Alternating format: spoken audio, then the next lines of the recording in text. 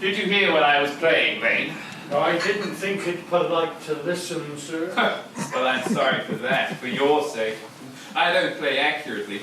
Anyone can play accurately, but I play with wonderful expression. As far as the music is concerned, sentiment is my forte. I keep signs for life. Yes, sir. And speaking of the signs for life, have you got the cucumber sandwiches cut for Lady Bracknell? Oh, yes, sir. Good. Also, Lane, I see from your book that on Thursday night, when Lord Shorman and Mr. Worthing were dining with me, 8 bottles of champagne into this hadn't been consumed. Yes, sir. 8 bottles and a pint. Why is it that at a bachelor's establishment, the servants invariably drink a champagne? Asked merely for information. I attribute it to the quality of the wine, sir. I've often observed that in married households, the champagne is rarely of a first-rate brand. Oh, good heavens. Is marriage really so demoralizing as that? No, sir, I believe it is a very pleasant state. I have had not much experience of it myself up until the present. I've only been married once, and that was in consequence of a misunderstanding between a young person and myself. I don't think that I'm very much interested in your family life, Lane. No, sir, it's not very interesting. I rarely think of it myself. Very natural, I'm sure. That will do, Lane. Thank you. Very good, sir. Yes. Really, Lane's views on marriage seem somewhat lax. If the lower orders don't set us a good example, what on earth is the use of them? They seem as a class to have absolutely no sense of moral responsibility. Mr. Ernest Worthing, sir. How are you, my dear Ernest? What brings you up to town? Oh, pleasure, pleasure. What else should bring one anywhere? Eating as usual, I see, Algy. I believe it is customary in good society to take some slack refreshment at 5 o'clock. Where have you been since last Thursday? In the country. What on earth do you do there? When one is in town, one amuses oneself. When one is in the country, one amuses other people. It is excessively boring. And who are these people you amuse? Oh, neighbours. You got nice neighbours in your part of Shropshire? Perfectly horrid. Never speak to one of them. How immensely you must amuse them. By the way, Shropshire is your county, is it not? Eh, Shropshire? Yes, of course. Right. Hello, why all these cups?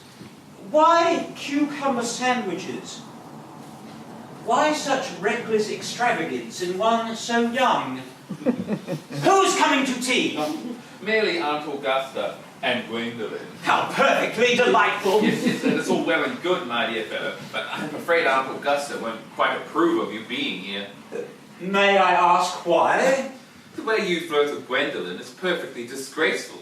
It's almost as bad as the way Gwendolen flirted with you. But I am in love with Gwendolen. I have come up to town expressly to propose to her. I thought you had come up for pleasure. I call that business. How utterly unromantic you are. I don't see anything romantic in proposing.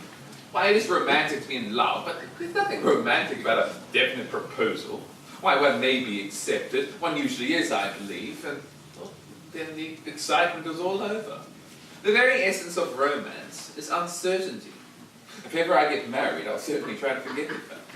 I have no doubt about that, dear Algy. The divorce court was specially invented for people whose memories are so curiously constituted. There's no use speculating on the subject. Divorces are made in heaven. Don't touch those cucumber sandwiches. They're ordered specially for Aunt Augusta. Well, you have been eating them all the time. That's quite a different matter. She is my aunt. Have some bread and butter. The bread and butter is for Gwendolen. Gwendolen is devoted to bread and butter.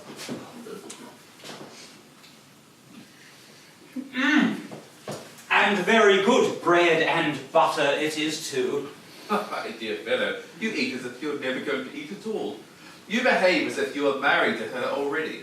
You're not married to her already, and I don't think you ever will be. What on earth do you say that? Well, in the first place, girls never marry the men they flirt with.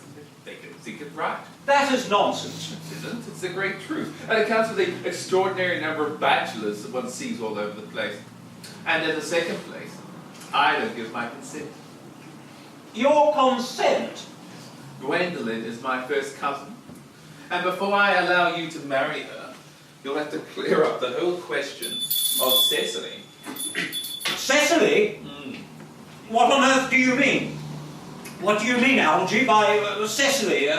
I don't know anyone of the name of Cecily. Right. Bring me that cigarette case Mr. Worthing left in the smoking room the last time he dined here. Yes, sir. Thank you.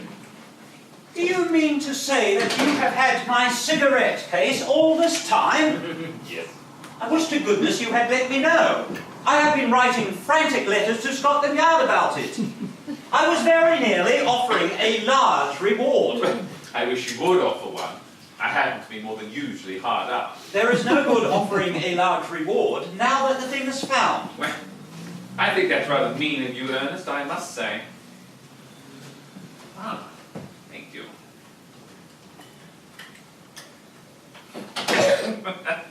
However, it makes no matter. Now that I look at the inscription inside, I find that the thing isn't yours at all. Of course it's mine. You have seen me with it 100 times, and you have no right whatsoever to read what is written inside. It is a very ungentlemanly thing to read a private cigarette case.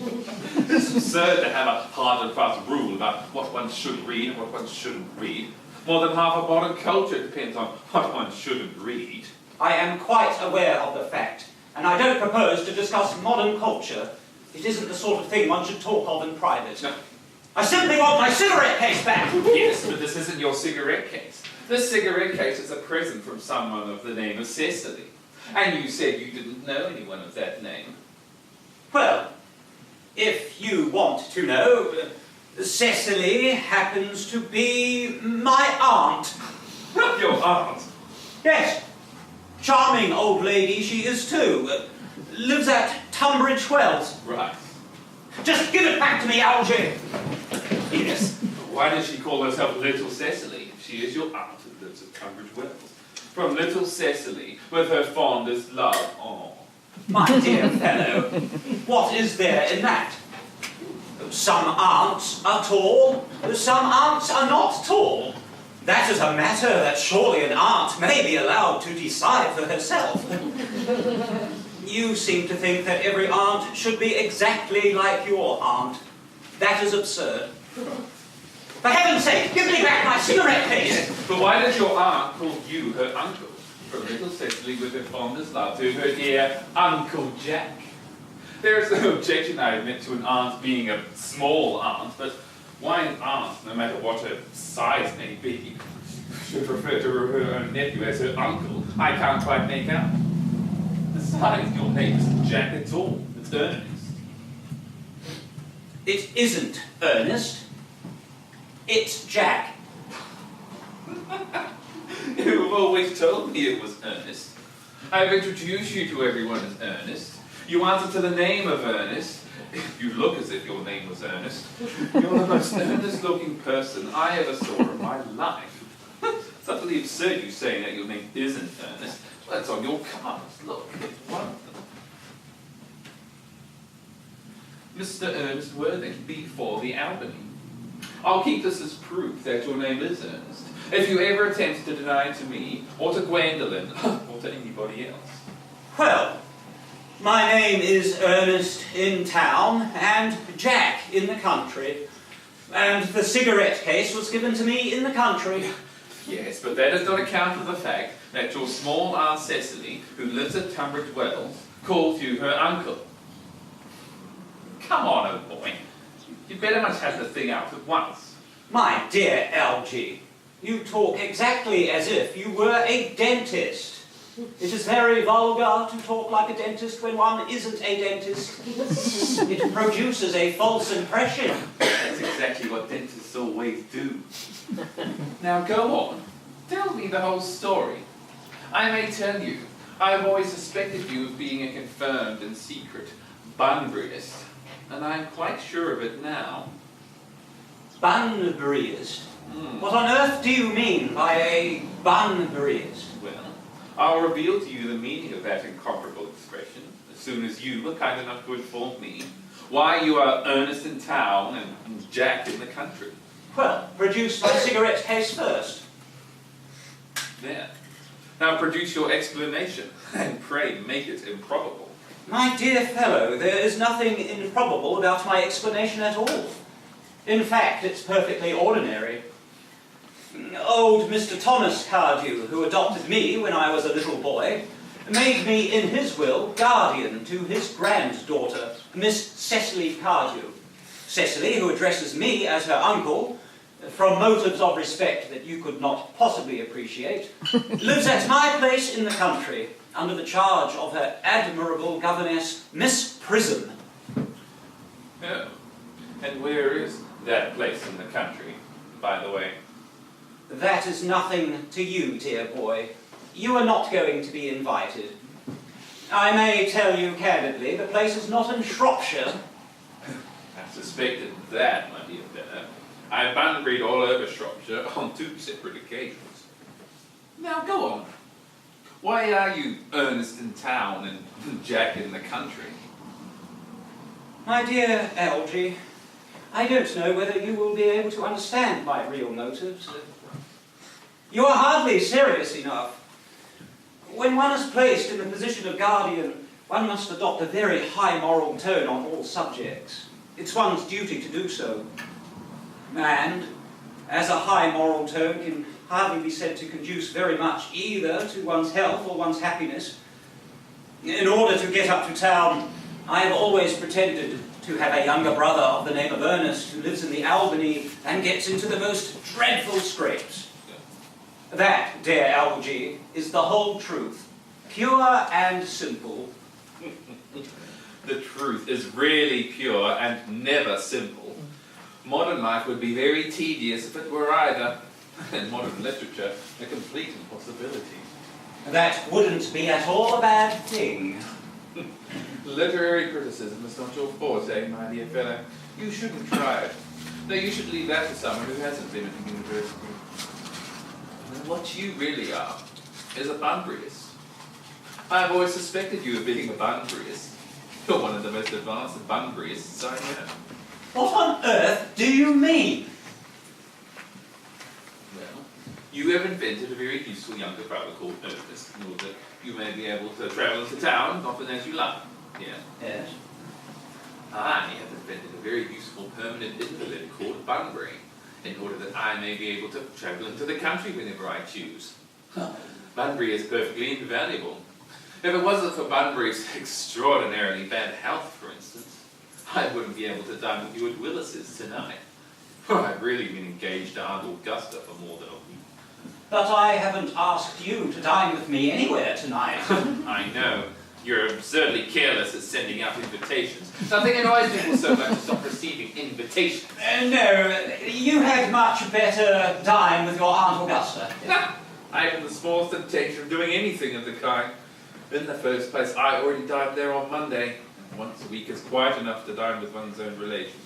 In the second place, whenever I do dine there, I am always treated as a member of the family, sat down with either no woman at all or two. In the third place, I know exactly well whom she's going to seat me next to tonight. She is going to sit me next to Mary Farquhar, who always flirts with her own husband across the dinner table. Oh, that sort of thing isn't pleasant. Indeed, it's not even decent. That sort of thing is enormously on the increase. The amount of women in London who flirt with their own husbands, it's so bad, it's scandalous. It's just simply washing one's clean linen in public. Besides, now that I know you to be a confirmed and secret Bunburyist, I want to talk to you about Bunburying. I want to tell you the rules. I'm not a Bunburyist at all. If Gwendolen accepts me, I am going to kill my brother. Indeed, I think I'll kill him in any case. Cecily has become a little too much interested in him. It has become rather a bore. Right. So, I'm going to get rid of Ernest, and I strongly advise you to do the same with Mr. With your invalid friend with the absurd name. Nothing will induce me to part with Bunbury. And if you ever get married, which seems to me extremely problematic, you'll be very glad to know him as well. A man who marries without knowing Bunbury has a very tedious time of it. That is nonsense. If I marry a charming girl like Gwendolen, and she is the only girl I ever saw in my life who I would marry, I certainly won't want to know Bunbury. Then your wife will. You don't seem to realize, my dear fellow, that in married life, 3 is company, and 2 is none. That, my dear young friend, is the theory the corrupt French drama has been propounding for the last 50 years. Yes, and that the happy English home is proved at half the time. For heaven's sake, don't try to be cynical. It's perfectly easy to be cynical. It isn't perfectly easy to be anything nowadays. Such a lot of beastly competition about. Well, that must be Aunt Augusta. Only relatives or creditors ever ring in that Wagnerian manner. Now, if I can get her out of the way for 10 minutes so that you can have the opportunity of proposing to Gwendolen. May I dine with you tonight at Willis's? Yes, I suppose if you want to. Yes, but you must be serious about it. I hate people who are not serious about meals. So shallow. Lady Bracknell and Miss Fairfax. Good afternoon, dear Algernon. I hope you're behaving very well. I'm feeling very well, Aunt Augusta. It's not quite the same thing. In fact, the 2 things rarely go together. Right. Oh, dear me, you are smart. I am always smart. Am I not, Mr. Worthing? You are quite perfect, Miss Fairfax. Oh, I hope I am not that. It would leave no room for developments, and I intend to develop in many directions. I'm sorry if you're a little late, Algernon. I was obliged to call on dear Lady Harbury. I hadn't been there since your poor husband's death. I never saw a woman so altered. She looks quite 20 years younger. And now I have a cup of tea and one of those nice cucumber sandwiches you promised me. Certainly, Aunt Augusta. Won't you sit here, Gwendolen? Thanks, Mamma. I'm quite comfortable where I am. Lane, why are there no cucumber sandwiches? I ordered them specially. There were no cucumbers in the market this morning, sir. I went down twice. No cucumbers? No, sir, not even for ready money. That will do, Lane. Thank you. Very good, sir. I'm really distressed, Aunt Augusta, about there being no cucumbers, not even for ready money. It really makes no matter, Algernon. I looked at Lady Harbury, who seems to me to be living entirely for pleasure now. Well, her hair has gone quite gold with grief. It certainly has changed its colour. From what cause, I, of course, cannot possibly say. Thank you. And now, such a treat for you tonight, Algernon. Yeah. I'm going to send you down with Mary Farquhar.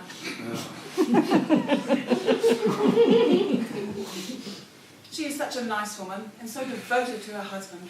It's delightful to watch them. I am afraid, Aunt Augusta, I am going to have to give up the pleasure of dining with you tonight after all. Oh, I hope not. It would put my table completely out. Your uncle would have to dine upstairs. Fortunately, he is accustomed to that. It is a great bore, and I need hardly say a terrible disappointment to me, but the fact is, I had just received a telegram to say that my poor friend, Mr. Bunbury, is dreadfully ill again. They seem to think I should be with him. It is very strange. This Mr. Bunbury seems to suffer from curiously bad health. Yes, poor Bunbury is a dreadful invalid. And I think it is high time that Mr. Bunbury made up his mind whether he is going to live or to die. It's shilly-shallying with the question is quite absurd. Nor do I in any way approve of this modern sympathy with invalids. I consider it morbid. Illness of any kind is hardly a thing to be encouraged in others. Health is the primary duty of life. I'm always glad next to your poor uncle, but never seems to take much notice as far as any improvement in his ailment goes. I should be much obliged, Algernon, if you would ask Mr. Bunbury from me to be kind enough not to have a relapse on Saturday, for I rely on you to arrange my music for me. It is my last reception, and one wants something that will encourage conversation, particularly at the end of the season, when everyone has practically said whatever it is they had to say, which in most cases was probably not much. Yes, I'll speak to Bunbury for you, Aunt Augusta, and I think I can assure you he'll be all right by Saturday. Of course, the music is a great difficulty. You see, if one plays bad music, people don't listen. One plays good music, people don't talk. But I'll run over the list I've made for you, if you'll kindly come into the next room for a moment. Thank you, Algernon. That is very thoughtful of you.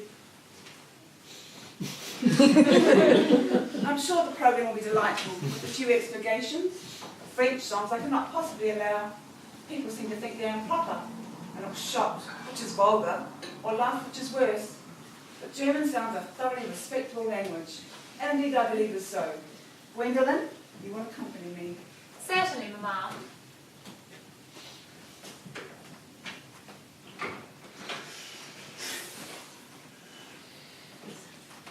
Charming day it has been, Miss Fairfax.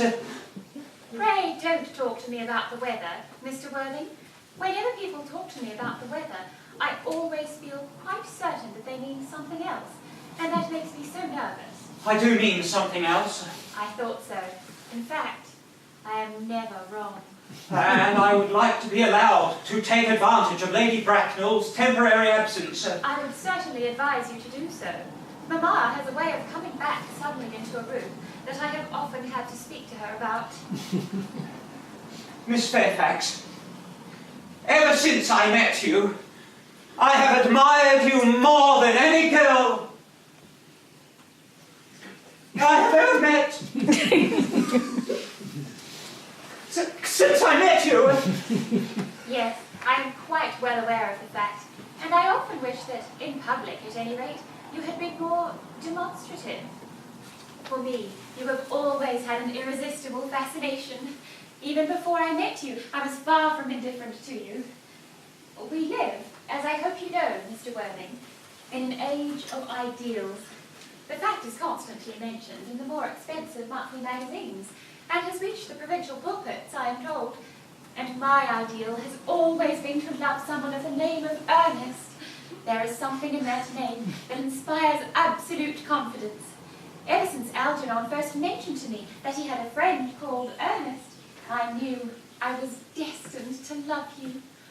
Do you really love me, Gwendolen? Passionately. Darling, you don't know how happy you've made me. My own Ernest. Yes, but you don't mean to say that you couldn't love me if my name wasn't Ernest. That your name is Ernest. Yes, I know, it is. But supposing it was something else, you don't mean to say that you couldn't love me then? Oh, that is clearly a metaphysical speculation. And like most metaphysical speculations, has very little reference at all to the actual facts of real life as we know them. Personally, darling, to speak quite candidly, I don't much care for the name of Ernest. I don't think it suits me at all. It suits you perfectly. It is a divine name. It has a music of its own. It produces vibrations. Well, really, Gwendolen, I think there are lots of other much nicer names. I think Jack, for instance, a charming name. Jack? Yes. No.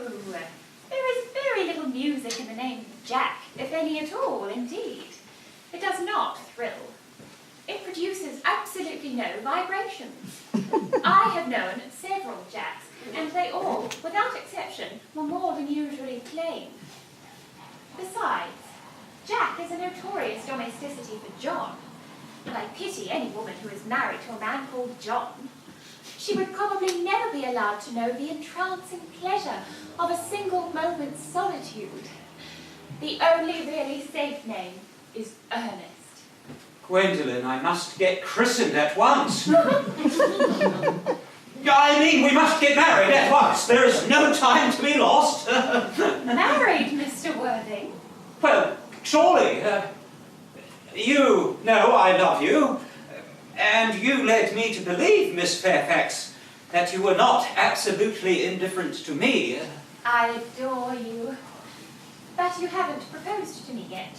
Nothing has been said at all about marriage. The subject has not even been touched upon. Well, may I propose to you now? I think it would be an admirable opportunity. And to spare you any possible disappointment, Mr. Worthing, I think it only fair to tell you, quite frankly beforehand, that I am fully determined to accept you. Gwendolen! Yes, Mr. Worthing. What have you got to say to me? Well, you know what I have got to say to you. Yes, but you don't say it. Oh, yes. Gwendolen, will you marry me? Of course I will, darling. How long you have been about it. I'm afraid you have had very little experience in how to propose. My own one. I have never loved anyone in the world but you. Yes, but men often propose for practice. I know my brother Gerald does. All my girlfriends tell me so. What wonderful eyes you have, Ernest. They are quite beautiful. I hope you will always look at me just like that. Especially when there are other people present. Mr. Worthing, rise, sir, from the semi-recumbent posture. This is most indecorous. Mamma, I must sorry, Alan. I must beg you to retire. This is no place for you. Besides, Mr. Worthing has not quite finished yet. Finished what, may I ask? I am engaged to Mr. Worthing, Mamma. Pardon me, you are not engaged to anyone. When you do become engaged to someone, I or your father, should his health permit him, will inform you of the fact. An engagement should come upon a young girl as a surprise, pleasant or unpleasant as the case may be. It is hardly a matter that she should be allowed to arrange for herself. And now I have a few questions to put to you, Mr. Worthing. While I make these inquiries, you, Gwendolen, will wait for me below in the carriage. Mamma! In the carriage, Gwendolen. Gwendolen! Gwendolen, the carriage. Yes, Mamma. You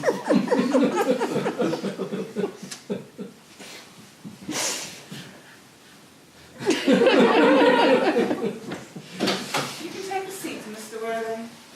Thank you, Lady Bracknell, but I prefer standing.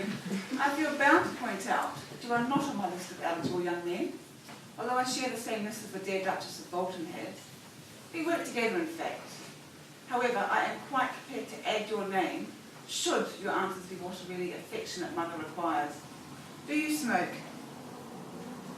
Well, yes, I must admit I smoke. I am glad to hear it. A man should always have an occupation of some kind.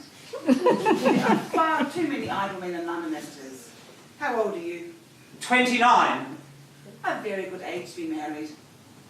I am of the opinion that a man who desires to get married should know either everything or nothing. Which do you know, Mr. Worthing? I know nothing, Lady Bracknell. I am pleased to hear it. I do not approve of anything that tampers with natural ignorance. Ignorance is like a delicate exotic fruit. Touch it and the bloom is gone. This whole theory of modern education is radically unsound. Fortunately, in England at any rate, education produces no effect whatsoever. If it did, it would prove a serious danger to other classes and probably lead to acts of violence in Grosvenor Square. What is your income? Between 7,000 and 8,000 a year. In land or in investments? In investments, chiefly. That is satisfactory. What between the duties expected of one during one's lifetime and the duties exacted from one after one's death, land has ceased to be either a profit or a pleasure. It gives one position and prevents one from keeping it up. That's all that can be said about land. I own a country house with some land, of course, attached to it. About 1,500 acres, I believe. But I don't depend on that for my real income. In fact, as far as I can make out, the poachers are the only people who make anything out of it. A country house. How many bedrooms? That point can be cleared up afterwards. You have a townhouse, I hope. A girl with a simple, unspoiled nature like Gwendolen can hardly be expected to reside in the country. Well, I own a house in Belgrave Square, but it is let by the year to Lady Bloxham. Of course, I can get it back any time I like, at 6 months' notice. Lady Bloxham? I don't think I know her. Oh, she goes about very little. She is a lady considerably advanced in years. Nowadays, that is no guarantee of respectability of character. What number, Belgrave Square? 149. The unfashionable side. I thought there'd be something. Oh, we can sort that out later. What are your politics? I am afraid I really have none. I'm a liberal unionist. They count as Tories. They dine with us. Or come in the evening at any rate. Now to minor matters. Oh, good. Are your parents living? I have lost both my parents. To lose one parent, Mr. Worthing, may be regarded as misfortune. To lose both looks like carelessness. Who was your father? He was evidently a man of some wealth. Was he born in what the radical papers call the purple of commerce? Or did he rise through the ranks of the aristocracy? I am afraid I don't really know. The fact is, Lady Bracknell, I said I had lost my parents. It would be nearer the truth to say that my parents seem to have lost me. I don't actually know who I am by birth. I was I was found. Found? The late Mr. Thomas Cardew, an old gentleman of a very charitable and kindly disposition, found me and gave me the name of Worthing because he happened to have a first-class ticket for Worthing in his pocket at the time. Worthing is a place in Sussex. It is a seaside resort.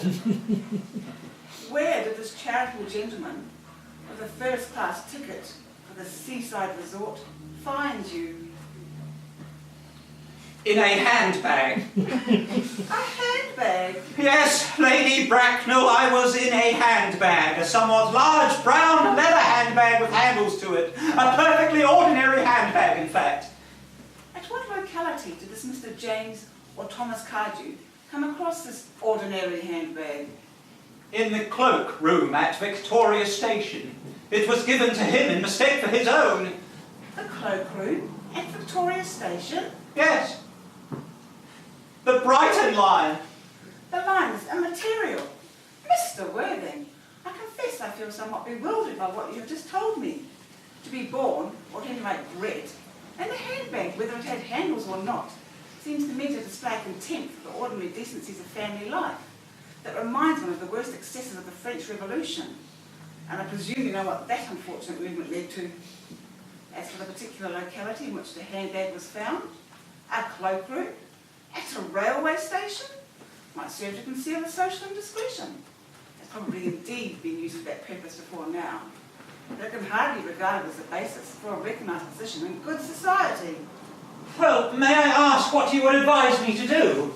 I need hardly say I would do anything in the world to ensure Gwendolen's happiness. I would strongly advise you to find some relations as soon as possible, and to make a definite effort to produce at any rate one parent of either sex before the season is quite over. Well, I don't see how I can possibly manage to do that. I can produce the handbag at any moment. It is in my dressing room at home. I really think that should satisfy you, Lady Bracknell. Me, sir? What has it to do with me? You can hardly imagine that I and Lord Bracknell would dream of allowing our only daughter, a girl brought up with the utmost care, to marry into a cloakroom and form an alliance with a parcel. Good day, Mr. Worthing. Good day.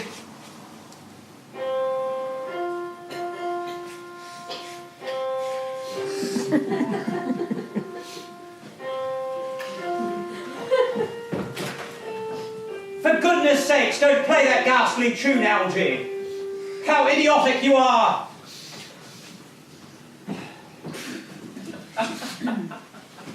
Oh, didn't it go off all right, old boy? Oh, you don't mean to say Gwendolen refused you. I know it is the way she has. She is always refusing people. I think it's most ill-natured of her. Oh, Gwendolen is as right as a trivet. As far as she is concerned, we are engaged already. No? Her mother is, however, perfectly unbearable. Never met such a gorgon. I don't know what a gorgon is like, but I am quite sure that Lady Bracknell is one. In any case, she is a monster without being a myth, which is rather unfair. Oh, I beg your pardon, Algy. I suppose I shouldn't talk about your own aunt in that way before you. Nice good boy. I love hearing my relations abused. It's the only thing that makes me put up with them at all. Relations are simply a tedious pack of people who haven't got the remotest knowledge of how to live, nor the smallest instinct about when to die. That is nonsense. No, it isn't. Well, I won't argue with you about the matter. You always want to argue about things. Yes, that is exactly what things were originally made for. Upon my word, if I thought that, I would shoot myself.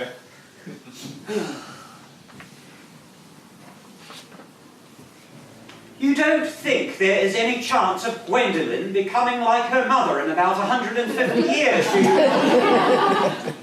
All women become like their mothers. That is their tragedy. No man does. That's his. Is that clever? Oh, it's perfectly phrased, and quite as true as any observation in civilized life should be.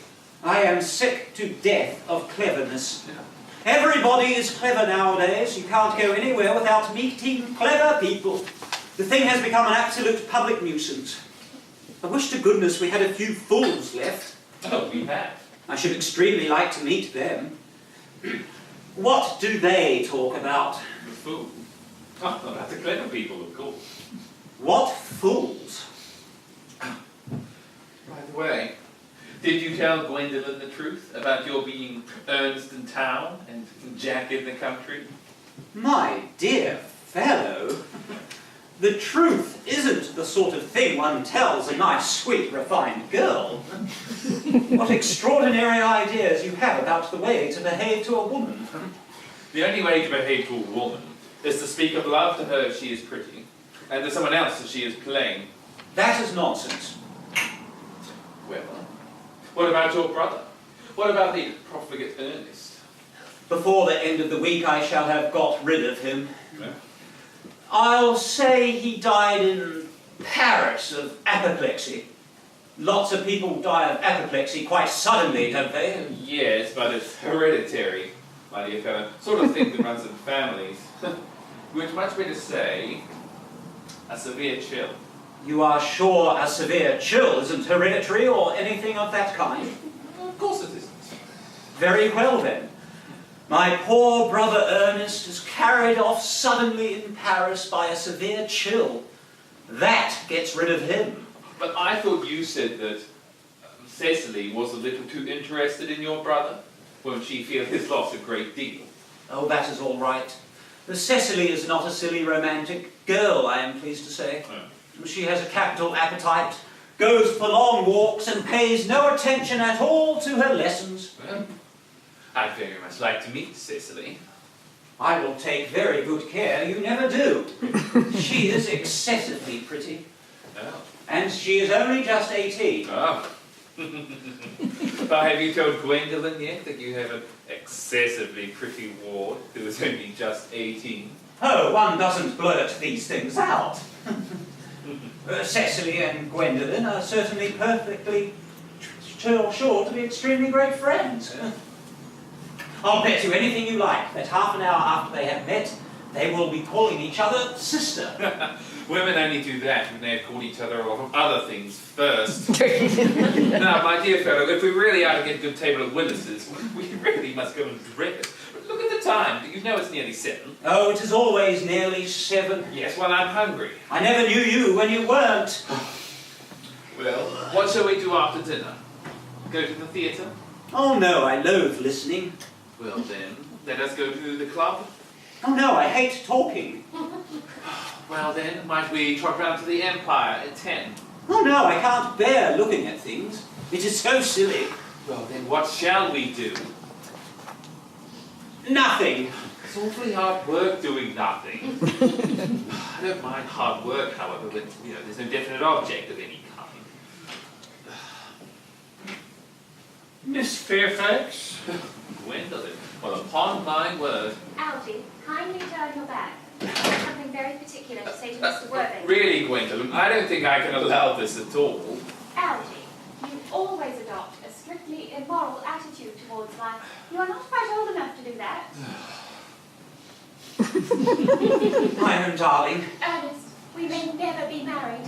From the expression of Mamma's face, I fear we never shall. Few parents nowadays pay any regard to what their children say to them. The old-fashioned respect for the young is fast dying out. Whatever influence I ever had over Mamma, I lost at the age of 3. Although she may prevent us from becoming man and wife, and I may marry someone else, and marry often.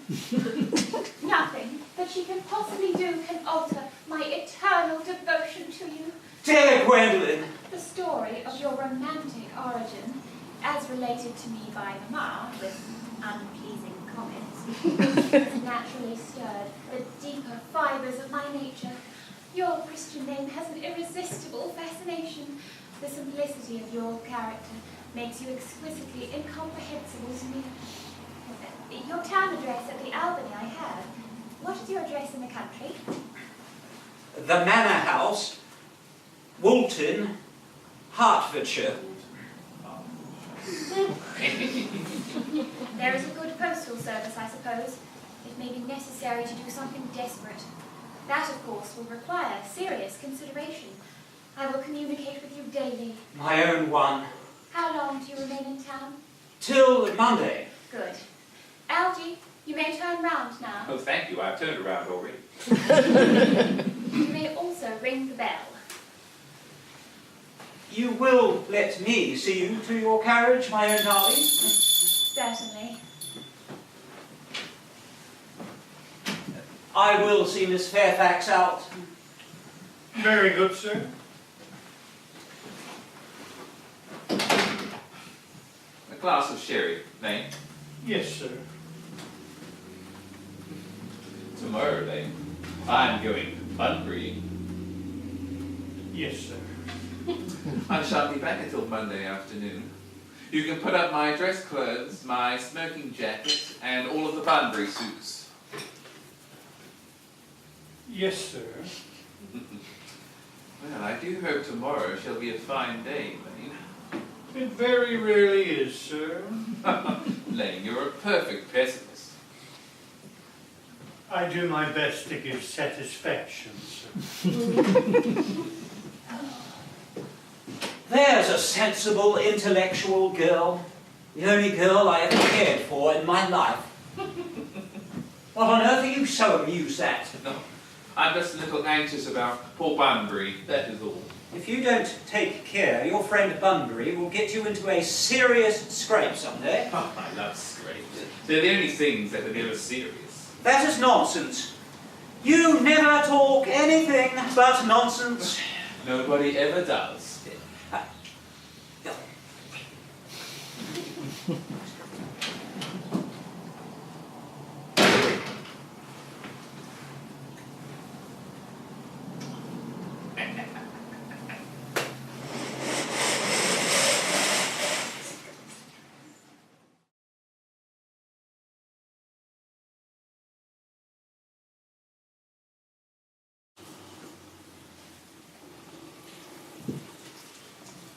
Cecily! Surely such a utilitarian occupation as the watering of flowers is rather Moulton's duty than yours, especially at a moment when intellectual pleasures await you. Your German grammar is on the table. Pray open it to page 15. We will repeat yesterday's lesson. But I don't like German. It isn't at all a becoming language. I know perfectly well that I look quite plain after my German lesson. Child, know how anxious your guardian is that you should improve yourself in every way. He laid particular stress on your German as he was leaving for town yesterday. Indeed, he always lays stress on your German when he is leaving for town. Dear Uncle Jack is so very serious. Sometimes he is so serious, I think, he cannot be quite well. Your guardian enjoys the best of health, and his gravity of demeanour is to be especially commended in one so comparatively young as he is. I know no one who has a higher sense of duty and responsibility. I suppose that is why he often looks a little bored when we three are together. Cecily, I am surprised at you. Mr. Worthing has many troubles in his life. Idle merriment and triviality would be out of place in his conversation. You must remember his constant anxiety about that unfortunate young man, his brother Ernest. I wish Uncle Jack would allow that unfortunate young man, his brother, to come down here sometimes. We might have a good influence over him, Miss Prism. I'm sure you certainly would. You know German and geology and things of that kind influence a man very much. I do not think that even I could produce any effect on a character that, according to his own brother's admission, is irretrievably weak and vacillating. Indeed, I'm not sure I would desire to reclaim him. I'm not in favour of this modern mania of turning bad people into good people at a moment's notice. As a man sows, so let him reap. You must put away your diary, Cecily. I really don't see why you should keep a diary at all. I keep a diary in order to enter the wonderful secrets of my life. If I didn't write them down, I should probably forget all about them. Memory, my dear Cecily, is the diary that we all carry about with us. Yes, but it usually chronicles the things that have never happened and couldn't possibly have happened. I believe the memory is responsible for nearly all the 3-volume novels that Moody sends us. Do not speak slightingly of the 3-volume novel, Cecily. I wrote one myself in earlier days. Did you really, Miss Prism? How wonderfully clever you are. I hope it did not end happily. I don't like novels that end happily. They depress me so much. The good ended happily and the bad unhappily. That is what fiction means. I suppose so, but it seems very unfair. And was your novel ever published? Alas, no. The manuscript, unfortunately, was abandoned. Oh, I use the word in the sense of lost or mislaid. To your work, child, these speculations are profitless. No, but I see dear Dr. Chasuble coming up through the garden. Dr. Chasuble, this is indeed a pleasure. And how are we this morning? Miss Prism, you are, I trust, well? Miss Prism has just been complaining of a slight headache. I think it would do her so much good to have a short stroll with you in the park, Dr. Chasuble. Cecily, I've not mentioned anything about a headache. No, dear Miss Prism, I know that. But I felt instinctively that you had a headache. Indeed, I was thinking about that and not about my German lesson when the rector came by. I do hope, Cecily, you are not inattentive. No, I'm afraid I am. That is strange. Were I fortunate enough to be Miss Prism's pupil, I would hang upon her lips. I spoke metaphorically. My metaphor was drawn from bees. Mr. Worthing, I suppose, has not returned from town yet. We do not expect him till Monday afternoon. Ah, yes. He usually likes to spend his Sundays in London. He is not one of those whose sole aim is enjoyment, as, by all accounts, an unfortunate young man his brother seems to be. And now, I must not disturb Egeria and her pupil any longer. Egeria? My name is Letitia, Doctor. Yes, a classical allusion, merely, drawn from the pagan authors. I shall see you both, no doubt, at evensong. I think, dear Doctor, I will have a stroll with you. I find I have a headache after all. A walk might do it good. With pleasure, Miss Prism, with pleasure. We might go as far as the schools and back. That would be delightful. Cecily will read your political economy in my absence. The chapter on the fall of the rupee, you may admit it is somewhat too sensational. Even these metallic problems have their melodramatic side.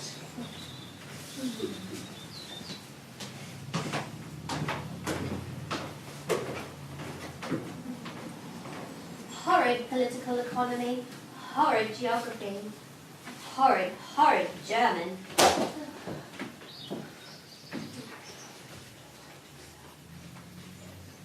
Mr. Ernest Worthing has just driven over from the station. He's brought his luggage with him. Mr. Ernest Worthing, B4 the Albany, Uncle Jack's brother.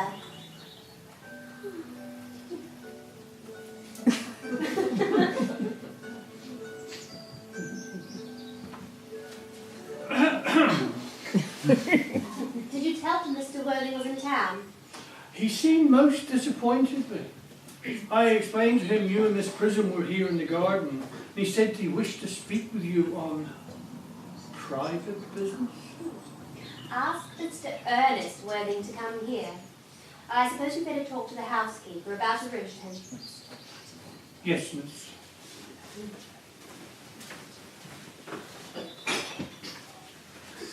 I have never met any really wicked person before. I feel rather frightened. I am so afraid he will look just like everyone else. He does. You are my little cousin Cecily, I'm sure. You are under some strange mistake. I am not little. In fact, I believe I am more than usually tall for my age. But I am your cousin Cecily. You, I see from your card, are Uncle Jack's brother, my cousin Ernest. My wicked cousin Ernest. I am not wicked at all, cousin Cecily. You mustn't think that I am wicked. If you are not, then you have certainly been deceiving us all in a very inexcusable manner. I hope you have not been leading a double life, pretending to be wicked and being really good all the time. That would be hypocrisy. Of course, I have been rather reckless. I'm glad to hear it. In fact, now that you mention it, I have been rather bad. In my own small way. Well, I don't think you should be so proud of that. Though I am sure it must have been very pleasant. Well, this is much pleasanter being here with you. I can't understand how you were here at all. Uncle Jack won't be back till Monday afternoon. Oh, well, that is a disappointment. I'm obliged to go up by the first train on Monday afternoon. I have a business appointment that I am rather anxious to miss. Couldn't you miss it anywhere but in London? No, the appointment is in London. Well, I know, of course, how important it is not to keep a business engagement if one wants to retain a sense of beauty of life. Yes. But still, I think you had better wait till Uncle Jack arrives. Oh. I know he wants to speak to you about your emigrating. About what? You're emigrating. He's gone up to buy your outfit. I certainly wouldn't let Jack buy my outfit. The man has no taste in neckties at all. Well, I don't think you will require neckties. No. Uncle Jack is sending you to New Zealand. Colonies! I'd sooner die. Well, he said at dinner on Wednesday night that you would have to choose between this world, the next world, and New Zealand. The accounts I've received of New Zealand and the next world are not particularly encouraging. This world is good enough for me, cousin Cecily. Yes, but are you good enough for it? Well, I'm afraid I am not. That is why I want you to reform me. You might make that your mission if you like, cousin Cecily. I'm afraid I have no time this afternoon. Well, would you mind me reforming myself this afternoon? It is rather quixotic of you. But I think you should try. I will. Oh, I feel better already. You are looking a little worse. Yes, it's because I'm hungry. Oh, how thoughtless of me. I should have remembered that one is going to lead an entirely new life. One requires regular and wholesome meals. Won't you come in? Oh, thank you. Cousin Cecily, you are the prettiest girl I ever saw. I don't think it can be right for you to talk to me like that. Miss Prism never says such things to me. Miss Prism is a short-sighted old lady. Miss Prism says that all good looks are a snare. They are a snare that any sensible man would like to be caught in. I don't think I would care to catch a sensible man. No. I should know what to talk to him about. You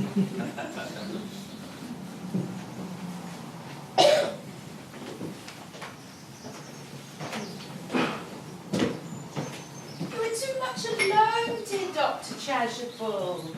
You should get married. A misanthrope I can understand. A womanthrope, never. I do not deserve so neologistic a phrase. The precept, as well as the practice of the primitive church, was distinctly against matrimony. That is obviously the reason why the primitive church has not lasted up to the present day.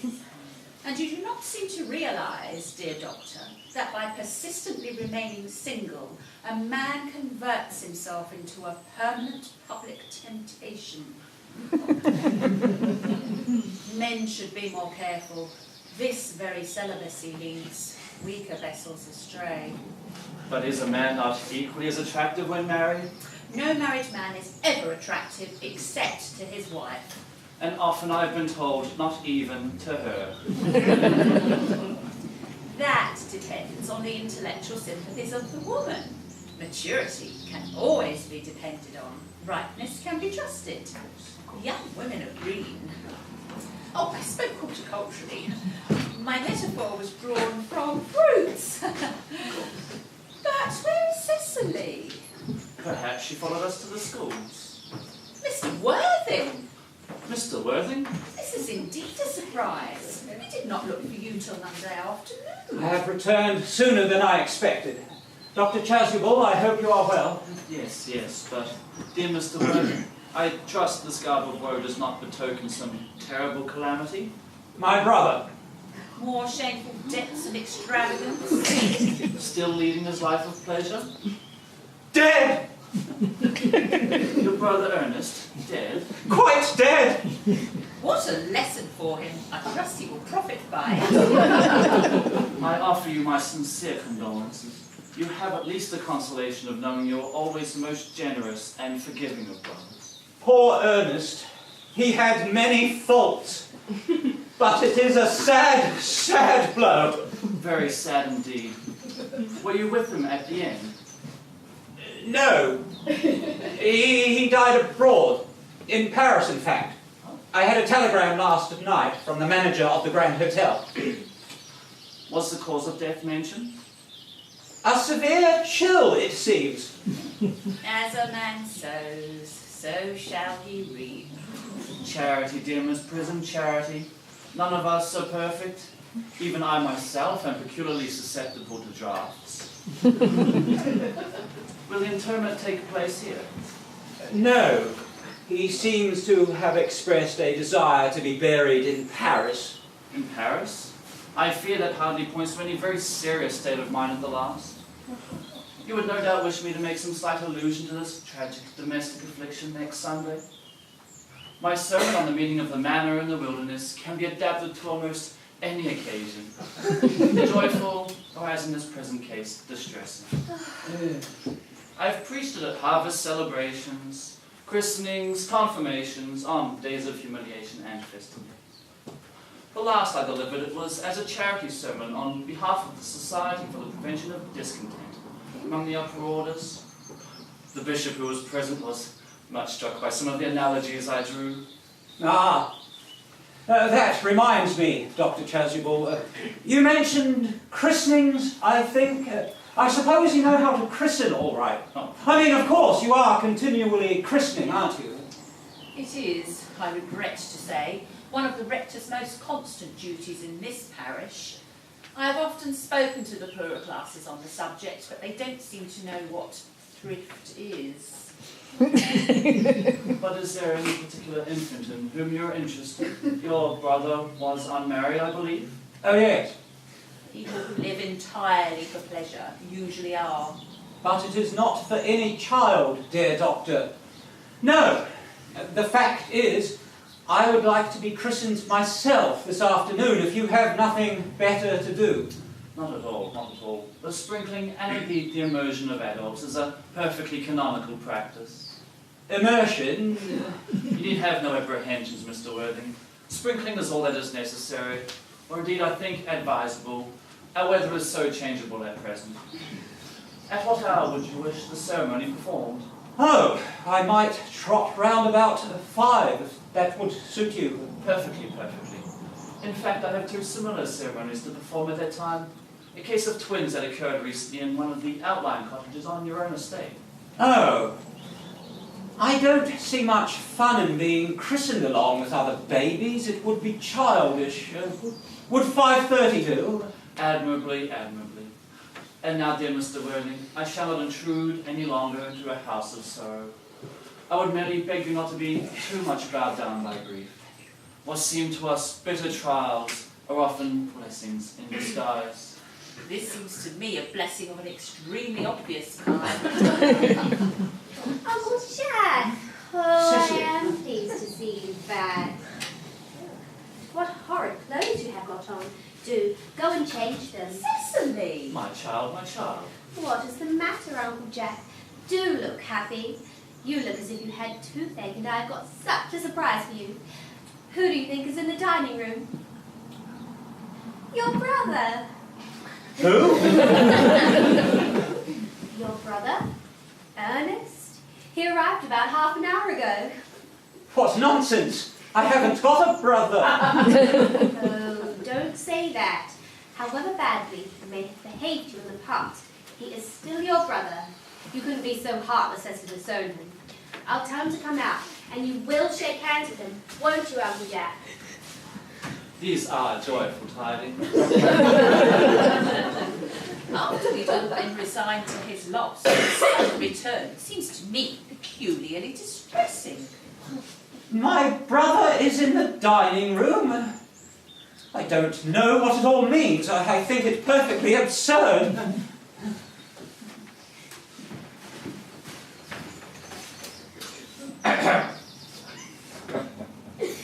Good heavens! Brother Jack, I've come down from town to tell you that I'm very sorry for what I have done, and that I intend to lead a better life in the future. Uncle Jack, you are not going to refuse your own brother's hand. Nothing will induce me to take his hand. I think his coming down here disgraceful. He knows perfectly well why. Uncle Jack, do be nice. There is some good in everyone. Ernest has just been telling me about his poor invalid friend, Mr. Bunbury. So often. And surely there must be much good in one who is kind to an invalid and leaves the pleasures of London to sit by a bed of pain.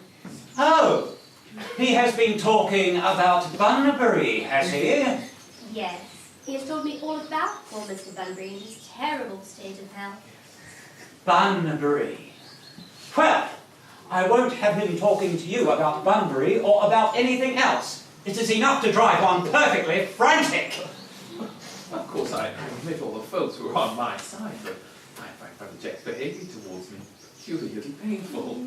I've expected a more enthusiastic welcome, especially considering this is the first time I've ever listened to you. Uncle Jack, if you don't shake hands with Ernest, I will never forgive you. Never forgive me? Never, never, never.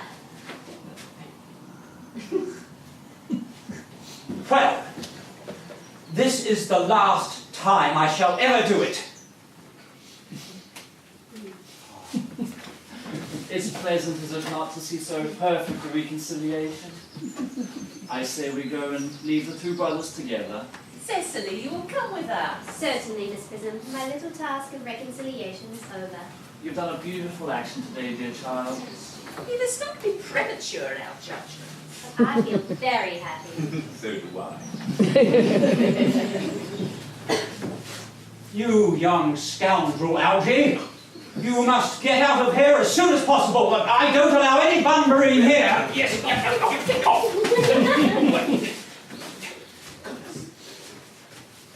I have put Mr. Worthing's things in the room next to your own, sir. I hope that is all right.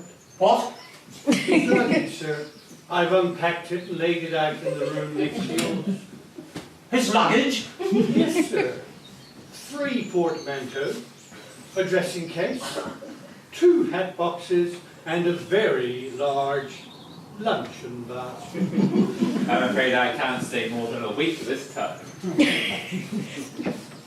Merriman, order the dog cart at once. Mr. Ernest has been suddenly called back to town. Yes, sir. Oh, what a fearful liar you are, Jack. I haven't been called back to town at all. Yes, you have. Well, I haven't heard anyone call me. Your duty as a gentleman calls you back. My duty as a gentleman has never interfered with my behaviours in the smallest degree. I can quite understand that. Yes, well, Cecily is a darling. You are not to talk of Miss Cardew like that. I don't like it. Really? Well, I don't like your clothes. You look perfectly ridiculous in them. Why don't you go up and change? It is ridiculous for a man to be in deep mourning for someone who is actually staying with them for a week in their house as a guest. I call that grotesque. You are certainly not staying with me for a week as a guest or anything else. You have got to leave. On the 4:05 train. No. I certainly won't leave so long as you are in mourning. Well, if I were in mourning, you would stay with me, I suppose. I should think it very unkind if you didn't. Well, will you go if I change my clothes? Yes, if you're not too long about it. I never saw anyone who took so long to dress, and with such little result. Well, that is better than always being overdressed as you are. If I'm occasionally a little overdressed, I make up for it by being immensely overeducated. Your vanity is ridiculous. Your conduct an outrage, and your presence in my garden utterly absurd. However, you have got to leave on the 4:05, and I hope you will have a pleasant journey back to town. This Bunburying, as you call it, has not been a great success for you. I think it's been a great success. I'm in love with Cecily. Oh, that is everything. But I must see her again before I go, and make arrangements for another Bunbury. Ah, there she is. Oh, I merely came back to water the flowers. Oh. I thought you were with Uncle Jack. No, he's gone to water the dog cart for me. Is he going to take you for a nice drive? No, he's going to send me away. Then, have we got to part? I am afraid so. It is such a painful parting. It is always painful to part from people whom one has known for a very brief space of time. The absence of old friends one can endure with equanimity, but even a momentary separation from anyone to whom one has just been introduced is almost unbearable. Thank you. The dog cart is waiting, sir. It can wait, Merriman, for 5 minutes. Yes, miss. Cecily, I hope I shall not offend you if I state quite frankly and openly that you seem to me, in every way, the visible personification of absolute perfection. I think your frankness does you great credit, Oh, Ernest. thank you. If you will allow me, I will copy your remarks into my diary. Oh, you keep a diary? Oh, I give anything to look at it, may I? Oh, no. You see, it is simply a very young girl's record of her own thoughts and impressions, and consequently meant for publication. When it appears in volume form, I hope you will order a copy. But pray, Ernest, don't stop. I delight in taking down from dictation.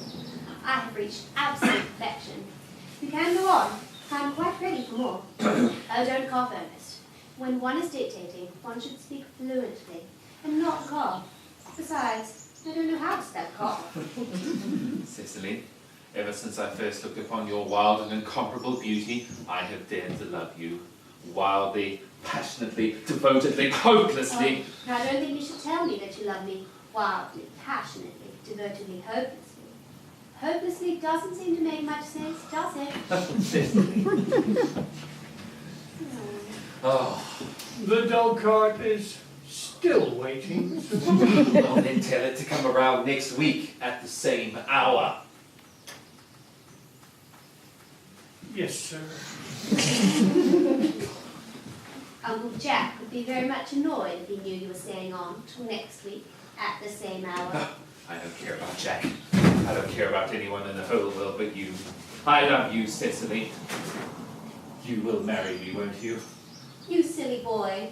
Of course. Why, we've been engaged for the last 3 months. For the last 3 months. Yes, it will be exactly 3 months on Thursday. But how did we become engaged? Well, ever since dear Uncle Jack first confessed to us that he had a younger brother who was very wicked and bad, you, of course, formed the chief topic of conversation between myself and Miss Prism. And, of course, a man who is much talked about is always very attractive. One feels there must be something in him after all. I dare say it was foolish in me, But I fell in love with you, Ernest. When was the engagement actually settled? On the 14th of February last, worn out by your entire ignorance of my existence, I determined to end the matter one way or the other. After a long struggle with myself, I accepted you under this dear old tree here.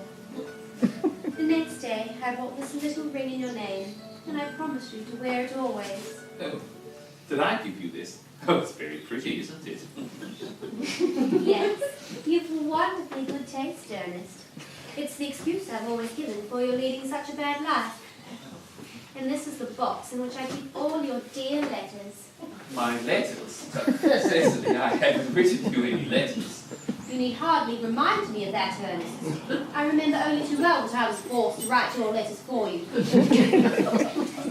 I wrote always 3 times a week and sometimes oftener. Do let me read them, Cecily. Oh, I couldn't possibly. It would make you far too conceited. The 3 wrote me after I'd broken off the engagement are so beautiful and so badly spelled that even now I can hardly read them without crying a little. But was our engagement ever broken off? No, of course it was. On the 22nd of last March. You can see the entry if you like. Yes.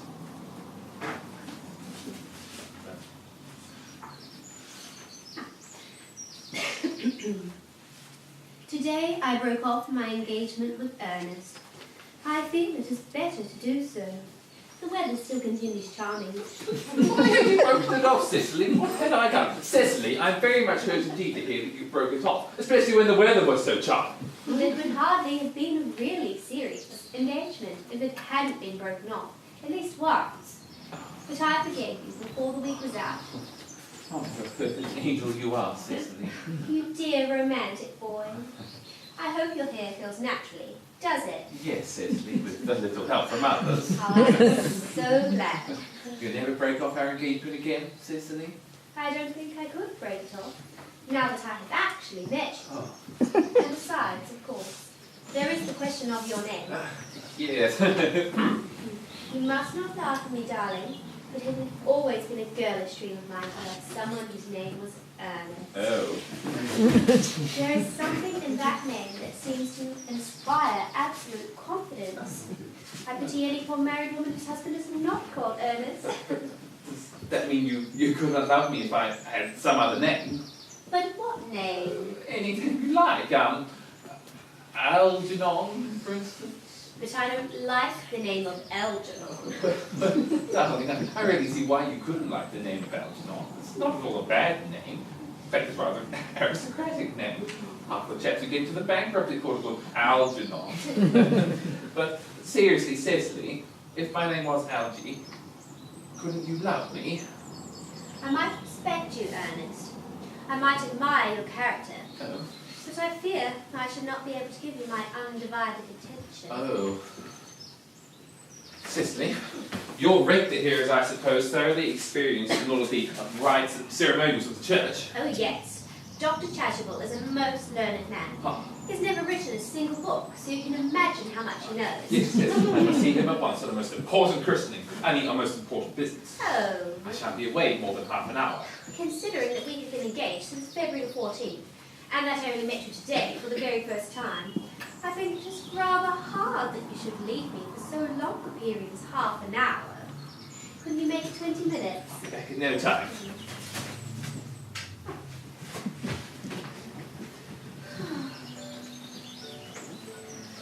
What an impetuous boy he is. I like his hair so much. I must enter his proposal in my diary.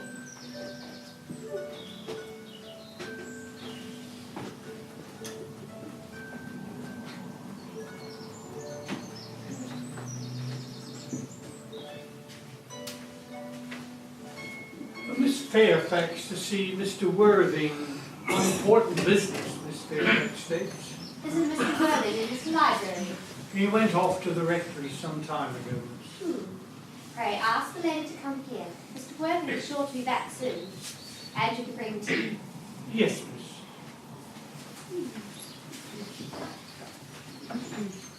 Miss Fairfax, I suppose one of the many good elderly women who are associated with Uncle Jack and some of his philanthropic work in London. Don't quite like women who are interested in philanthropic work. I think it is so forward of him. Miss Fairfax? Pray, let me introduce myself to you. My name is Cecily Cardew. Cecily Cardew. What a very sweet name. Something tells me that we are going to be great friends. I like you already more than I can say. My first impressions of people are never wrong. How nice of you to like me so much, after we've known each other such a comparatively short time. Pray, sit down. I may call you Cecily, may I not? With pleasure. And you will always call me Gwendolen, won't you? If you wish. Then that is all quite settled, is it not? I hope so. Perhaps this might be a favourable opportunity for my mentioning who I am. My father is Lord Bracknell. You have never heard of Papa, I suppose? I don't think so. Outside the family circle, Papa, I'm glad to say, is entirely unknown. I think that is quite as it should be. The home seems to me to be the proper sphere for the man. And certainly, once a man begins to neglect his domestic duties, he becomes painfully effeminate, does he not? And I don't like that. It makes men so very attractive. Cecily, Mamma, whose views on education are remarkably straight, has brought me up to be extremely short-sighted. It is part of her system. So, do you mind my looking at you through my glasses? Oh, not at all, Gwendolen. I am very fond of being looked at.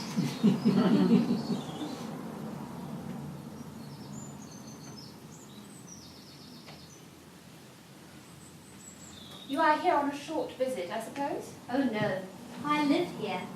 Really? Your mother, no doubt, or some female relative of advanced years, resides here also? Oh, no, I have no mother, nor, in fact, any relations. Indeed. My dear guardian, with the assistance of Miss Prism, has the arduous task of looking after me. Your guardian? Yes. Sorry. I'm Mr. Worthing's ward. Oh. It is strange. He never mentioned to me that he had a ward. How secretive of him. He grows more interesting hourly. I'm not sure, however, that the news inspires me with feelings of unmixed delight. I'm very fond of you, Cecily. I have liked you ever since I met you. But I am bound to state that now that I know that you're Mr. Worthing's ward, I cannot help expressing a wish that you were, well, just a little older than you seem to be, and not quite so very alluring in appearance. In fact, if I may speak candidly... Pray do. I think that whenever one has anything unpleasant to say, one should always be quite candid. Well, to speak with perfect candour, Cecily, I wish that you were fully 42 and more than usually plain for your age. Ernest has a strong, upright nature. He is the very soul of truth and honour. Disloyalty would be as impossible to him as deception. But even men of the noblest possible moral character are extremely susceptible to the influence of the physical charms of others. Modern, no less than ancient history, supplies us with many most painful examples of what I refer to. If it were not so, indeed, history would be quite unreadable. I beg your pardon, Gwendolen. Did you say Ernest? Yes. Oh, but it is not Mr. Ernest Worthing who is my guardian. It is his brother, his elder brother. Ernest never mentioned to me that he had a brother. I am sorry to say they have not been on good terms for a long time. Ah, that accounts for it. And now that I think of it, I have never heard any man mention his brother. The subject seems distasteful to most men. Cecily, you have lifted a load from my mind. I was growing almost anxious. It would have been terrible if any cloud had come across a friendship like ours, would it not? Of course, you are quite sure that it is not Mr. Ernest Worthing who is your guardian. Quite sure. In fact, I am going to be his. I beg your pardon? Dearest Gwendolen, there is no reason why I should make a secret of it to you. Our little county newspaper is sure to chronicle the fact next week.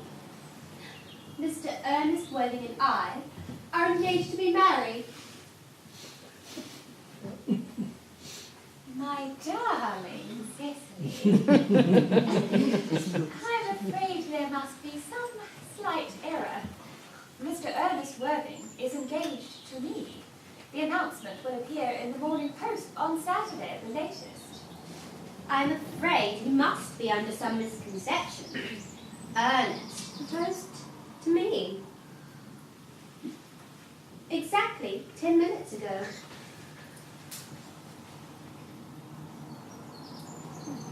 It is certainly very curious, for he asked me to be his wife yesterday afternoon at 5:30. If you would care to verify the incident, pray do so. I never travel without my diary. One should always have something sensational to read in the train. I'm so sorry, dear Cecily, if it is any disappointment to you, but I'm afraid I have the prior claim. It would distress me more than I can tell you, dear Gwendolen, if it caused you any mental or physical anguish.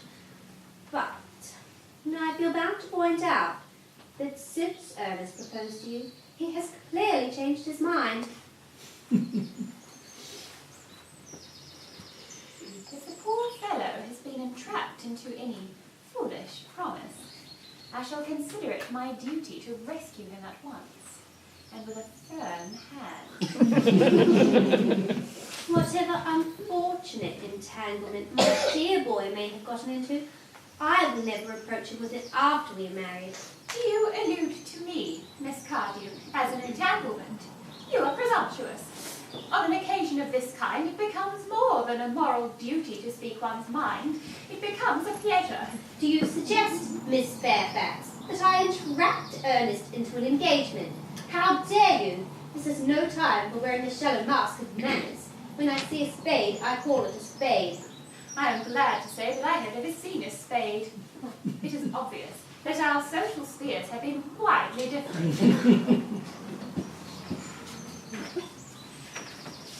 Shall I lay the tea here as usual, miss? Yes, as usual.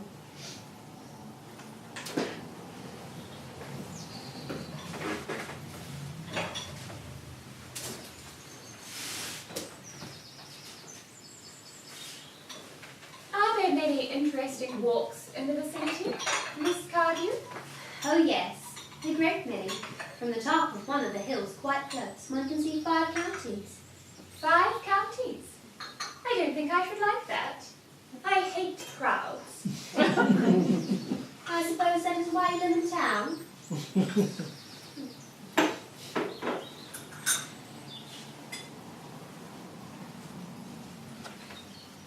Quite a well-kept garden this is, Miss Cardew. So glad you like it, Miss Fairfax. I had no idea there were any flowers in the country. So flowers are as common here, Miss Fairfax, as people are in London. Personally, I cannot understand how anybody manages to exist in the country. If anybody who is anybody does. The country always bores me to death.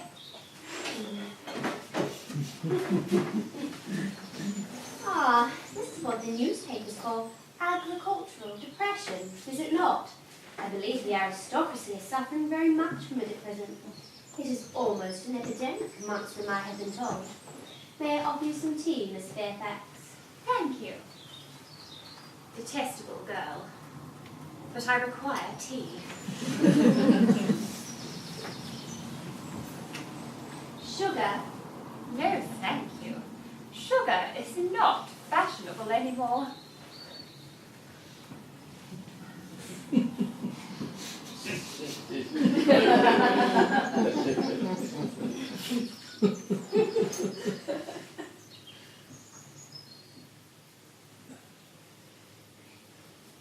Cake or bread and butter?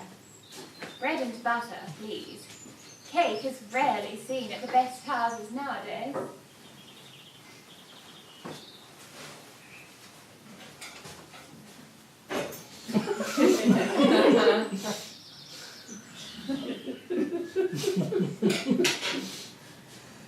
That to Miss Fairfax.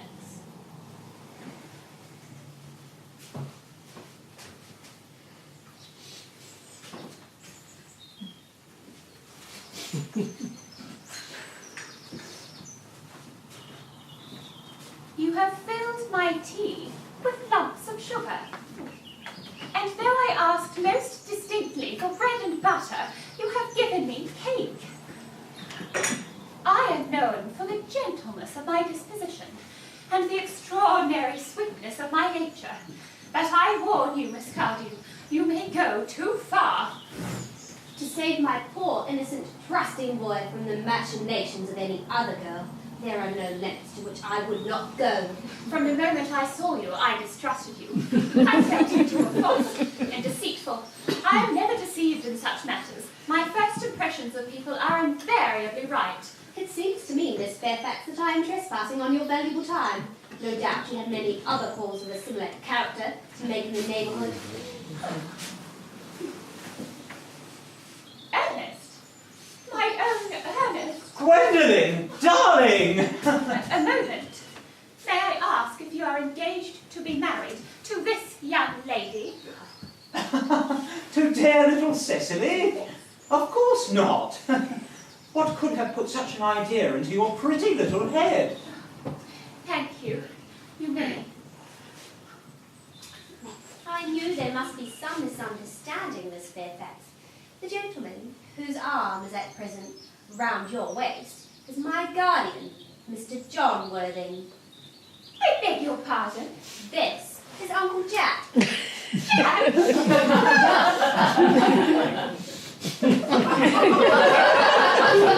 Here is Ernest. Oh, my own love. Ernest, may I ask you, are you engaged to be married to this young lady? What young lady? Oh, good heavens, Gwendolen. Yes, to good heavens, Gwendolen. I mean to Gwendolen. Of course not. Who would put such an idea into your pretty little head? Thank you. You may. I felt there was some slight error, Miss Cardew. The gentleman who is now embracing you is my cousin, Mr. Algernon Moncrief. Algernon Moncrief? Oh, are you called Algernon? I cannot deny it. Oh. Is your name really John? I could deny it if I liked. I could deny anything if I liked. But my name certainly is John. It has been John for years. A gross deception has been practiced upon us both. My poor wounded Cecily. My sweet, wrong Gwendolen. You will call me sister, will you not? There is just one question I would like to be allowed to ask my guardian. An admirable idea. Mr. Worthing, there is just one question I would like to be permitted to put to you. Where is your brother Ernest? We are both engaged to be married to your brother Ernest, so it is a matter of some importance to us to know where your brother Ernest is at present. Gwendolen, Cecily, it is very painful for me to be forced to speak the truth. It is the first time in my life I have ever been reduced to such a painful position, and I am really quite inexperienced in doing anything of the kind. However, I will tell you quite frankly that I have no brother Ernest. I have no brother at all. I never had a brother in my life, and I certainly have not the smallest intention of ever having one in the future. No brother at all? None. Have you never a brother of any kind? Never. Not even of any kind. Well, I'm afraid it is quite clear, Cecily, that neither of us is engaged to be married to anyone. It is not a very pleasant position for a young girl to suddenly find herself in, is it? Let us go into the house. They will hardly venture to come after us there. No. Men are so cowardly, aren't they?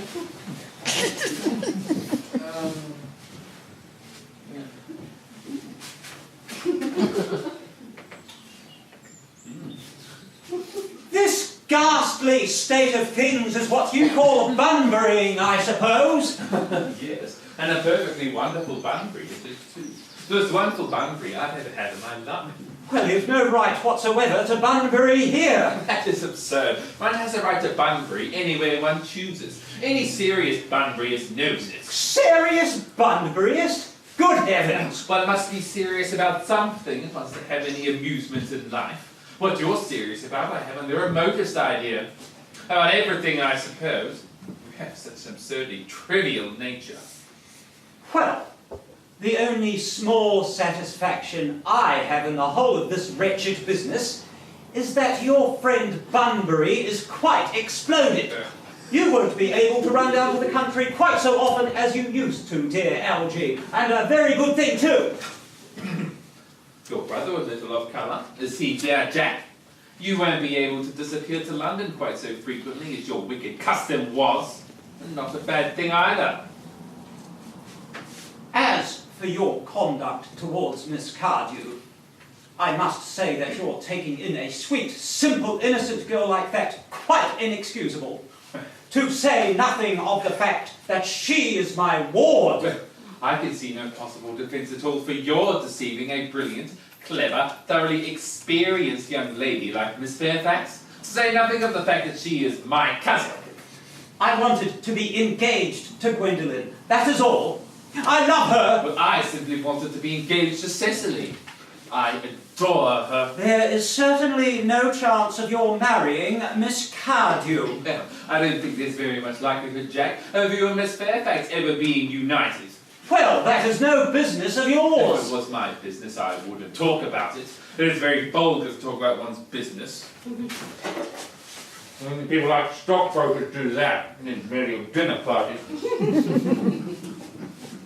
How you can sit there, calmly eating muffins, when we are in this horrible trouble, I can't make out. You seem to me to be perfectly heartless. Well, I can't eat muffins in an agitated manner, can I? The butter will probably get on my cups. One should always eat muffins quite calmly. It is the only way to eat them. I say it's perfectly heartless you're eating muffins at all, under the circumstances. When I am in trouble, eating is the only thing that consoles me. Indeed, when I am in really great trouble, as anyone who knows me intimately will tell you, I refuse everything except food and drink. At the present moment, I am eating muffins because I am unhappy. And besides, I am particularly fond of muffins. Well, that is no reason why you should be eating them all in that greedy way. I wish you would have tea cake instead. I don't like tea cake. Good heavens. I suppose a man may eat his own muffins in his own garden. You just said it was perfectly heartless to eat muffins. I said it was perfectly heartless of you under the circumstances. That is a very different thing. That may be, but the muffins are the same. Algie, I wish to goodness you would go. You cannot possibly ask me to go without having my dinner. I never go without my dinner. Only people like vegetarians do that. I just made acquaintance with Dr. Chasuble to be christened at 5:45 under the name of Ernest. My dear fellow, the sooner you give up that nonsense, the better. I made arrangements this morning with Dr. Chasuble to be christened myself at 5:30, and I naturally will take the name of Ernest. Gwendolen would wish it. We can't both be christened Ernest. It's absurd.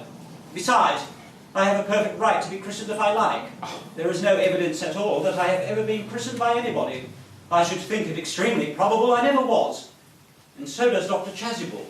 It is entirely different in your case. You have been christened already. Yes, but I have not been christened for years. Yes, but you have been christened. That's the important thing. Yes, so that I know my constitution can stand it. But if you're not quite sure about your ever having been christened, I think it rather dangerous you venturing on it now. It might make you very unwell. You need hardly have forgotten that someone very closely connected with you was very nearly carried off this week in Paris by a severe chill. Yes, but you said a severe chill was not hereditary. It used to be, I know, but I dare say it is now. Science is always making wonderful improvements in things. That is nonsense. You are always talking nonsense. Jack, you had the muffins gang, or which you wouldn't. I told you I'm particularly fond of muffins. But I hate the tea cake. Well, then why on earth do you allow tea cake to be served up to your guests? God, the idea you have of hospitality. Algernon, I have already asked you to go. I don't want you here.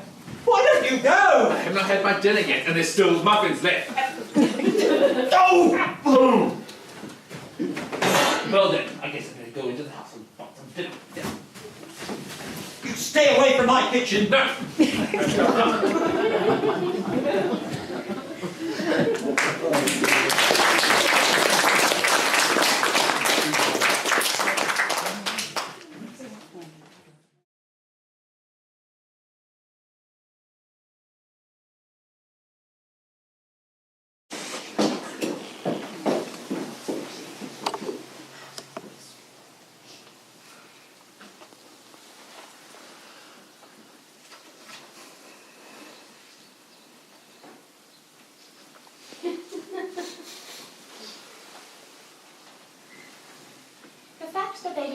follow us at once into the house, as anyone else would have done, seems to me to show that they have some sense of shame left.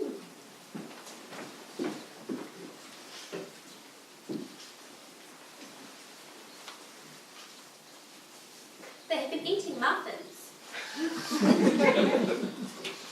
That looks like repentance.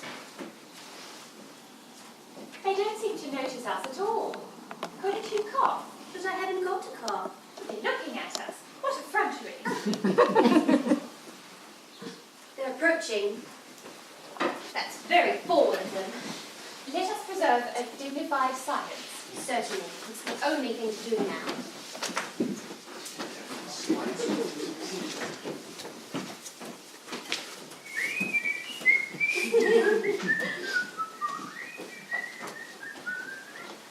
This dignified silence seems to produce an unpleasant effect. A most distasteful one. But we will not be the first to speak. Certainly not. Mr. Worthing, I have something very particular to ask you. Much depends on your reply. Gwendolen, your common sense, invaluable. Mr. Moncrief, Yes. kindly answer me the following question. Why did you pretend to be my guardian's brother? In order that I might have the opportunity of meeting you. That certainly seems a satisfactory explanation, does it not? Yes, dear, if you can believe him. I don't. That does not affect the wonderful beauty of his answer. True. In matters of grave importance, style, not sincerity, is the vital thing. Mr. Worthing, what explanation can you offer to me for pretending to have a brother? Say something. Was it in order that you might have an opportunity of coming up to town to see me as often as possible? Can you doubt it, Miss Fairfax? I have the gravest doubts upon the subject, but I intend to crush them. This is not the moment for German scepticism. Their explanations appear to be quite satisfactory, especially Mr. Worthing's. That seems to me to have the stamp of truth upon it. I am more than content with what Mr. Moncrief said. His voice alone inspires one with absolute credulity. Then you think we should forgive them? Yes. I mean, no. True, I have forgotten. There are principles at stake that one cannot surrender. Which of us should tell them? The task is not a pleasant one. We not both speak at the same time. An excellent idea. I nearly always speak at the same time as other people. Will you take time from me? Certainly. Your Christian names are still an insuperable barrier. That is all. Our Christian names, is that all? But we are going to be christened this afternoon. For my sake, you are prepared to do this terrible thing. I am. To please me, you are ready to face this fearful ordeal. I am. How absurd to talk of the equality of the sexes. Where questions of self-sacrifice are concerned, men are infinitely beyond us. We are. They have moments of physical courage of which we women know absolutely nothing. Darling. Darling. Lady Bracknell. Oh, Good heavens! What does this mean? Merely that I am engaged to be married to Mr. Worthing, Mamma. Come here, sit down. Sit down immediately. Hesitation of any kind is a sign of mental decay in the young and of physical weakness in the old. Apprised, sir, of my daughter's sudden flight by her trusty maid, whose confidence I purchased by means of a small coin, I followed her at once by a luggage train. Her unhappy father is, I am pleased to say, under the impression that she is attending a more than usually lengthy lecture by the University Extension Scheme. I do not propose to undeceive him. Indeed, I have never undeceived him on any question. I would consider it wrong. But of course you will clearly understand that all communication between yourself and my daughter must cease immediately from this moment. On this point, as indeed on all points, I am firm. But I am engaged to be married to Gwendolen, Lady Bracknell. You are nothing of the kind, sir. And as regards Algernon, yes, Aunt Augusta. may I ask if in this house that your invalid friend Mr. Bunbury resides? No, Bunbury doesn't live here. Bunbury is somewhere else at present. But in fact, Bunbury's dead. Dead? When did he die? This death must have been extremely sudden. I killed Bunbury this afternoon. Bunbury died this afternoon. What did he die of? Bunbury, he was quite, exploded. Exploded? Was he the victim of a revolutionary act? I was not aware that Mr. Bunbury was interested in social legislation. If so, he is well punished for his morbidity. My dear Augusta, he was found out. The doctors found out that Bunbury could not live. That is what I mean. So Bunbury died. He seems to have great confidence in the opinion of his physicians. I am pleased to be able to, at the last, he made up his mind to some definite course of action and acted under proper medical advice. And now I finally got rid of this Mr. Bunbury. May I ask, Mr. Worthing, who is that young person whose hand my nephew Algernon is holding in what seems to me a peculiarly unnecessary manner? That lady is Miss Cecily Cardew, my ward. I'm engaged to be married to Cecily, Aunt Augusta. I beg your pardon. Mr. Moncrief and I are engaged to be married, Lady Bracknell. I do not know whether there is anything peculiarly exciting in the air in this particular part of Highland, but the number of engagements that goes on seems considerably above the proper average that statistics have laid down for our guidance. Few preliminary inquiries on my part would not be out of place. Mr. Worthing, is Miss Cardew at all connected with any of the larger railway stations in London? I merely seek information. Until yesterday, I had no idea there were any persons whose origin was a terminus.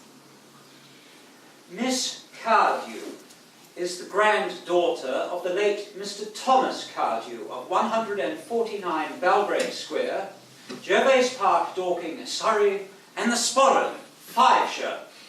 That sounds not unsatisfactory. 3 addresses always inspire confidence, even in tradesmen.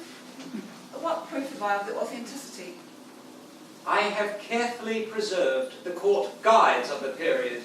They are open to your inspection, Lady Bracknell. I have known strange errors in that publication.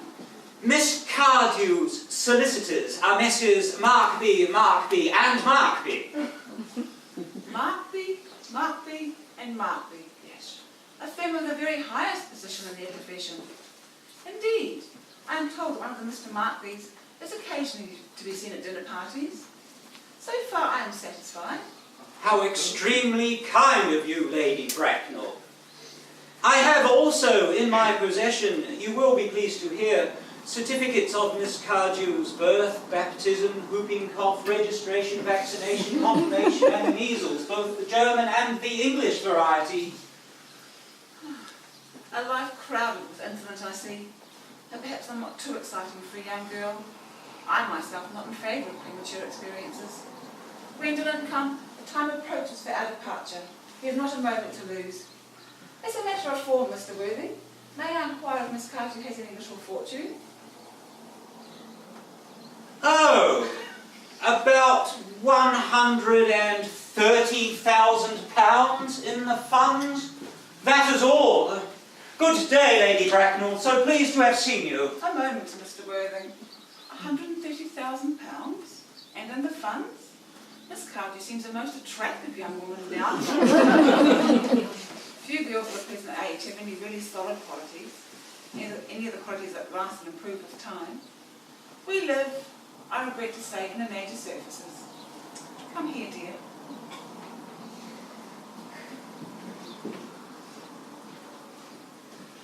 Pretty child. Your dress is sadly simple, and your hair is neat you might have left it. But that can easily be altered.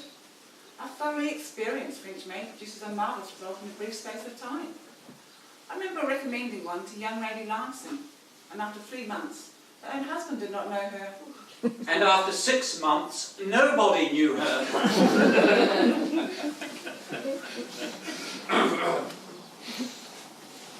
Turn around, dear. No, this side view is what I want. It's just as I expected. There are distinct social possibilities in your profile. The 2 weak points in that age are its want of principle and its want of profile. Chin a little higher, dear. Style largely depends on the way the chin is worn.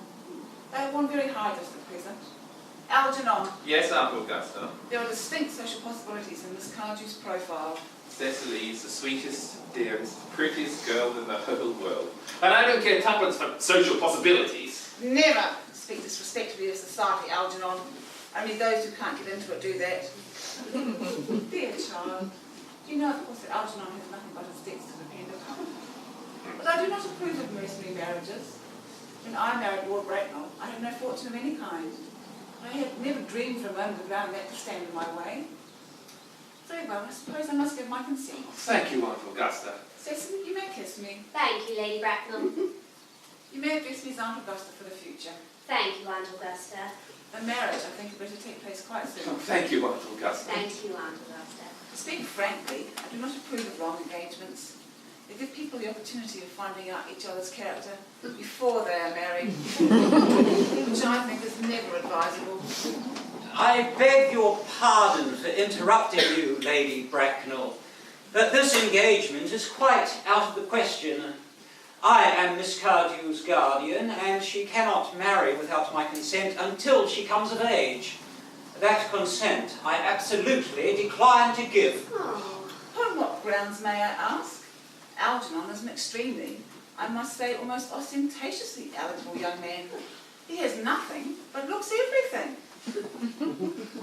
What more could one desire? It pains me very much to have to speak frankly to you, Lady Bracknell, about your nephew. But the fact is, I do not at all agree with his moral character. I suspect him of being untruthful. Untruthful? My nephew Algernon? Impossible. He is an Oxonian. I fear there can be no possible doubt about the matter. This afternoon, during my temporary absence in London, on an important question of romance, he obtained admission to my house by means of the false pretense of being my brother. Under an assumed name, he drank, I have just been informed by my butler, an entire pint bottle of my Perrier Jouet Brut 89. Wine I was specially reserving for myself. Continuing his disgraceful deception, he succeeded in the course of the afternoon in alienating the affections of my only ward. He subsequently stayed to tea and devoured every single muffin.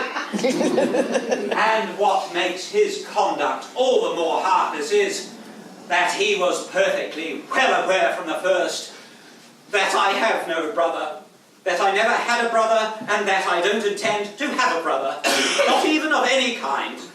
I distinctly told him so myself yesterday afternoon. Well, Mr. Worthing, after careful consideration, I have decided to entirely overlook my nephew's conduct to you. That is very generous of you, Lady Bracknell. My own decision, however, is unalterable. I decline to give my consent. Oh, dear. How old are you, child? Well, I'm really only 18, but I always admit to 20 when I go to evening parties. You're quite correct in making some slight alteration. No woman should be completely accurate about her age. It looks so calculating. 18, but admitting to 20 at evening parties. But it will not be long before you're of age and free from the restraints of tutelage. So I don't think your guardian's consent is, after all, a matter of any importance. Pray excuse me for interrupting you again, Lady Bracknell. But it is only fair to tell you that according to the terms of her grandfather's will, Miss Cardew does not come legally of age till she is 35. No. That does not seem to me to be a grave objection. 35 is a very attractive age. London society is full of women of the very highest birth who have remained 35 for years. Lady Dunford is an instance in point. To my own knowledge, she's been 35 ever since she reached the age of 40, and that was many years ago. I see no reason why our dear Cecily should not be more attractive at the age you mentioned than she is at present. After all, there will be a large accumulation of property. Algie, could you wait for me till I was 35? Of course I could, Cecily. You know I could. Yes, I felt it instinctively, but I couldn't wait all that time. I hate waiting even 5 minutes for anybody. I'm not punctual myself, I know, but I do like punctuality in others. And waiting, even to be married, is quite out of the question. Well, then what is to be done, Cecily? I don't know, Mr. Moncrief. Mr. Worthing, as Miss Cardew states positively that she cannot wait till she is 35, I remark I'm bound to say she has a somewhat impatient nature. I would beg of you to reconsider your decision. But, my dear Lady Bracknell, the matter is entirely in your own hands. The moment you consent to my marriage with Gwendolen, I will most gladly allow your nephew to form an alliance with my ward. You must be aware that what you propose is entirely out of the question. Then a passionate celibacy is all any of us can look forward to. It is not the destiny I propose with Gwendolen. Algernon, of course, can choose for himself. Come, dear, we have missed 5 if not 6 trains. To miss any more might expose us to comment on the platform. Everything is quite ready for the christenings. The christening, sir? Is not that somewhat premature? Statesmen have expressed a desire for immediate baptism. At their age, the idea was grotesque and irreligious. Algernon, I forbid you to be baptised. I will not hear of such excesses. Am I to understand then that there are to be no christenings this afternoon? I don't think, as things are now, it would be of much practical value to either of us, Dr. Chasuble. I am grieved to hear such sentiments from you, Mr. Worthing. They savour of the heretical views of the Anabaptists, views that I have completely refuted in 4 of my unpublished sermons. However, as your mood seems to be one peculiarly secular, I shall return to the church at once. I had been informed by the pew opener that for the last hour and 3/4 Miss Prism has been waiting for me in the vestry. Miss Prism? Did I hear you mention a Miss Prism? Yes, Lady Bracknell, I am on my way to join her now. Pray allow me to detain you for a moment. This matter may prove one of vital importance to Lord Bracknell and myself. Is this Miss Prism a female of repellent aspect, remotely connected with education? She is the most cultivated of ladies and the very picture of respectability. It is obviously the same person. May I ask what position she holds in your household? I am a celibate, madam. Miss Prism, Lady Bracknell, has for the last 3 years been Miss Cardew's esteemed governess and valued companion. In spite of what I hear of her, I must see her at once. Let her be sent for.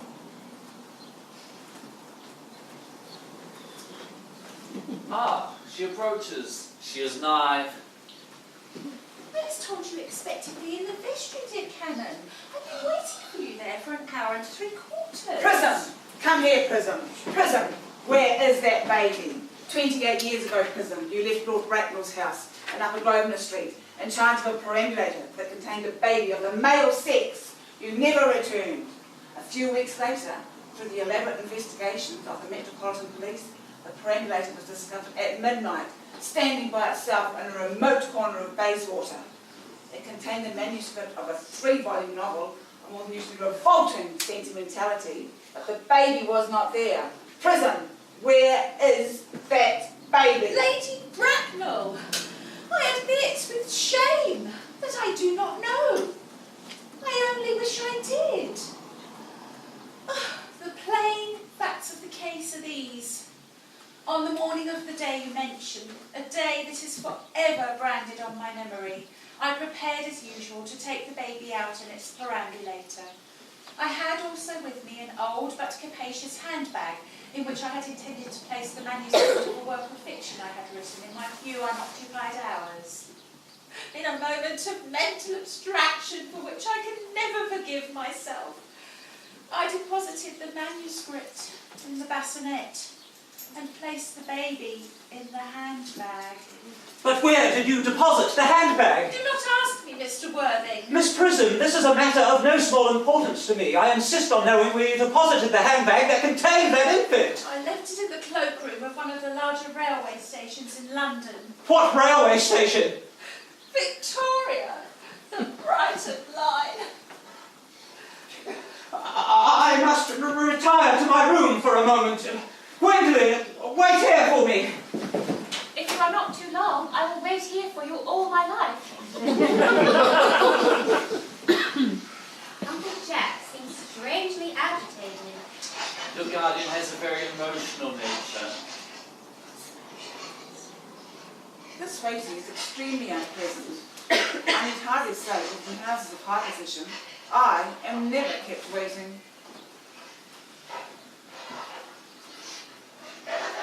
The suspense is terrible. I hope it will last.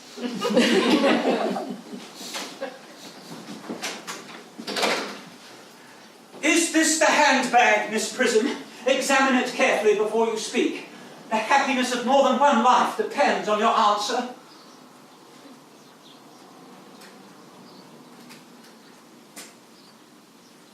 It seems to be mine. Yes, here is the injury it received through the upsetting of a Gower Street omnibus in younger and happier days. Here is the stain on the lining caused by the explosion of a temperance beverage. And here on the lock are my initials. I had forgotten that in an extravagant mood I had had them placed there. The bag is undoubtedly mine. I'm delighted to have it so unexpectedly restored to me. It has been a great inconvenience being without it all these years. Miss Prism, more is restored to you than this handbag. I was the baby you left in it. You? Yes! Mother! Mr. Worthing, I am unmarried. Unmarried? I do not deny that is a serious blow. But after all, who has the right to cast a stone against one who has suffered? Cannot repentance wipe out an act of folly? Why should there be one law for men and another for women? Mother, I forgive you! Mr. Worthing, there has been some error. There is the lady who can tell you who you really are.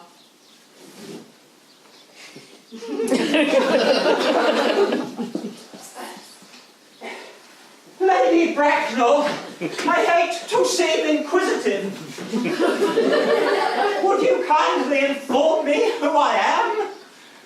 The answer I have to give you might not altogether please you. You are the son of my poor sister, Mrs. Moncrief, and consequently, Algernon's elder brother.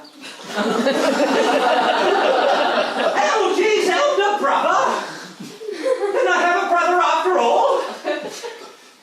I knew I had a brother. I always said I had a brother. Cecily, how could you have ever doubted that I had a brother? Dr. Chasuble, my unfortunate brother. Hello. Miss Prism, my unfortunate brother. Hello. Gwendolen, my unfortunate brother.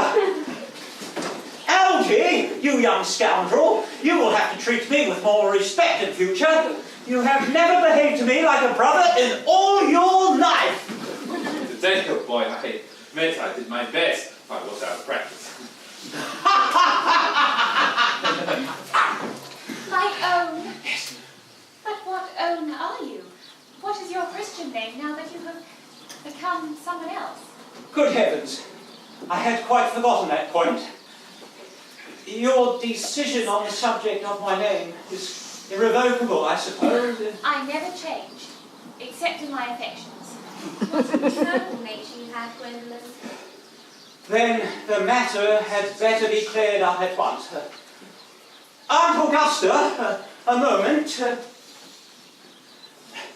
At the time when Miss Prism left me in the handbag, had I been christened already? Every luxury that money could buy, including christening, had been lavished on you by your fond and doting parents. Then I was christened. That much is settled. Now, what name was I given? Let me know the worst. Being the eldest son, you were naturally christened after your father. Yes, but what was my father's Christian name? I cannot at the present moment recall what. I know he had. It was eccentric, I admit. But that was in later years, and the result of the Indian climate, and digestion, and marriage, and other things of that kind. Algy, can't you recollect what our father's Christian name was? My dear boy, we were never even on speaking terms. He died before I was a year old. His name would appear on the army lists of the period, I suppose, Aunt Augusta? The general was essentially a man of peace, except in his domestic life. And I've no doubt his name would appear in any military directory. But the army lists of the last 40 years are here. These delightful records should have been my constant study.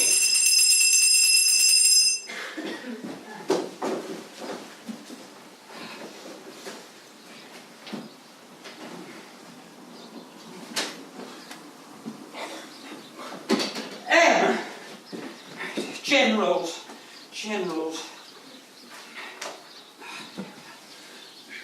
Mellon, Maxbaum, Magley, what ghastly names they have. Markby, Migsby, Mobbs, Moncrief, Lieutenant 1840, Captain, Lieutenant Colonel, Colonel, General 1869, Christian names. Ernest John. I always told you, Gwendolen, didn't I, that my name was Ernest? Well, it is Ernest after all. I mean, it naturally is Ernest. Yes, I recall now the General's Christian name was Ernest. I knew I had some particular reason for disliking that name.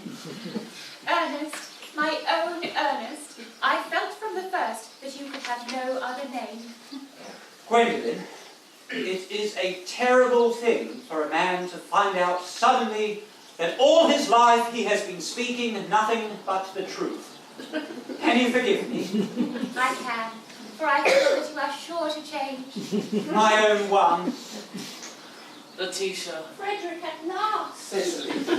Gwendolen, at last. My nephew, you seem to be displaying signs of triviality.